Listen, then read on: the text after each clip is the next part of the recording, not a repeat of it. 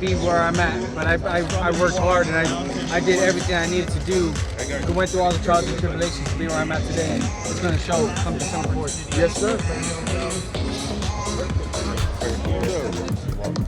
Listen, man, you fought Gary Russell, you beat Tevin Farmer and Fortuna. Would you say that out of everyone you fought, that Devin Haney is the most difficult opponent that you face? I don't think he's the most difficult. I mean, he's slick. He's a good boxer. He's defensive. But I mean, I faced all these guys already before, man. And I faced Tevin Farmer, who was a defensive fighter. I faced a guy that had tremendous speed with Gary Russell Jr. I faced a guy that had tremendous power, Javier Fortuna, Andrew Cancio, Rene Alvarado. All these guys already built me to the point where I'm ready for whatever Devin Haney brings to the table come Saturday night. Listen, Lomachenko vacated his WBC title to avoid Devin Haney. What does that say about you as a warrior to accept the fight that nobody else, everybody else was avoiding? Oh, that I'm a dog, man, and that I'm doing this for my legacy, and I'm doing this to out of not to please anybody, but just to please myself and to give that respect to myself, because I know what I'm capable of doing inside that ring, and I know what type of fighter I am, so I'm able to compete with the best of the best, and that's what I'm willing to do, is challenge the best and beat the best. Jojo, what'd you make of Devin's hype man trying to get in your head and whatnot? It is what it is, man. That guy's on crack. I really don't pay attention to him. Does it actually give you extra fuel, if anything? Nah, it don't give me no fuel, don't give me no anger or anything like that, because at the end of the day, it's just he's just trying to distract me, and that is not going to get into my mind. What was your reaction? What was your reaction to Teofimo Lopez's loss? It was a good fight, man. I thought Gamboa did a tremendous job. I feel like Teofimo went in with no game plan. He thought he was just going to knock out Teofimo Lopez with the early first round knockout or in the later rounds, but George Kambosos came with a good game plan, moving around, making sure that he was landing effective shots and then getting out. And if he did get hit with Teofimo's big shots, he was able to retaliate right away, so that way Teofimo wasn't, engaging anymore, because he was getting hit back. So he had a really, really good game plan. I feel like Teofimo didn't have a game plan at all, and the better man won that night. Just now in your workout, you look very fast and explosive on your feet, cutting distance.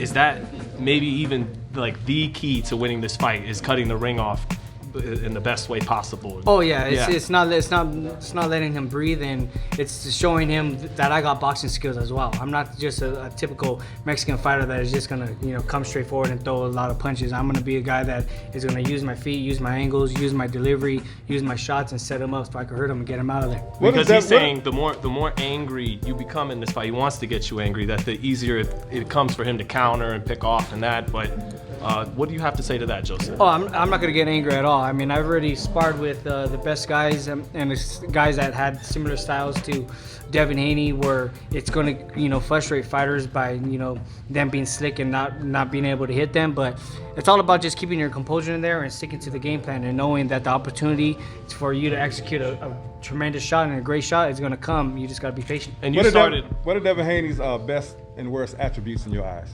I think his best attribute is his jab, because he's tall and rangy and he knows how to utilize his jab and keep you at bay, and tries to follow up with some combinations.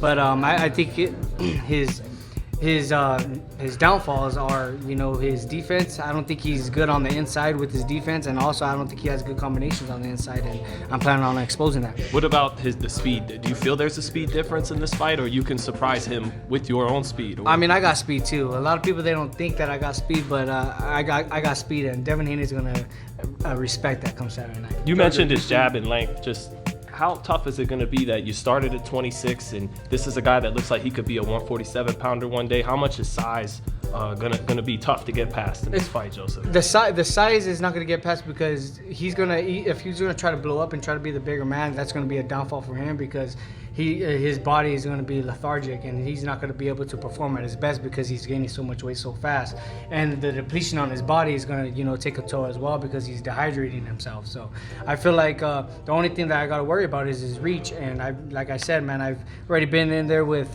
tall, rangy fighters and guys that are able to fight on the outside, and I'm able to get to them. I just got to be patient and pick my shots and just execute what I got to do. Jojo, just in terms of the size of this fight, obviously we're at the MGM Grand in Las Vegas. It's a world title fight. it's no small scale. But in terms of, because of what happened last weekend in New York, can you feel sort of it's been amped up a level? Oh yeah, it's been really amped up. I think because of the George Kambosos and the lightweight division is a stacked division, and I mean there was a major shocking last weekend. So I'm planning on doing the same thing come Saturday night, and I'm planning on taking on all the challengers, and hopefully after this fight Kambosos next. And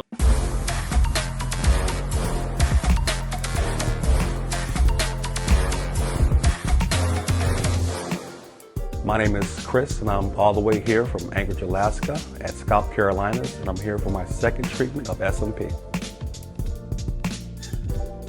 Well, I was sitting at home one day and going over my Facebook page, and they have different, like advertisements popping up, and I saw one for SMP, and I saw some pictures of some guys, before and after, and I was looking at that, and it caught my attention, so I Googled it. SMP, nothing showed up in my area. So, I did a little more research, and all of a sudden, ScalpCarolinas popped up in the web browser. So I started watching his videos and seeing all the reactions from all the other people.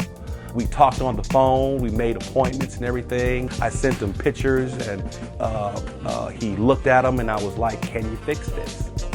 And, he pretty much said, no problem. My first session, he made me feel extremely comfortable.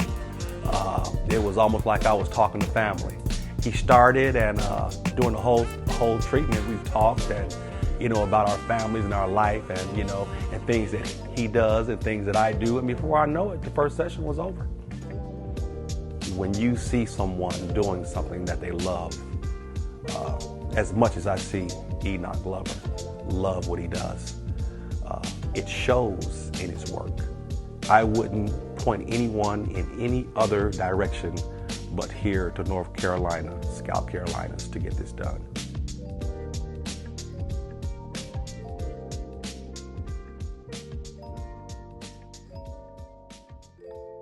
All right, now check this out, guys. If you're looking to repair eczema scars, burns and bruises, dark spots and blemishes, then this right here is the perfect product for you guys. It's called LO Decay Face and Body Oil. Athletes and top-ranking boxers, they're also using it after training to reduce swelling, inflammation, and to ease the pain. So get yours today. Go to lodecay.com, like them on Facebook, and follow them on Instagram.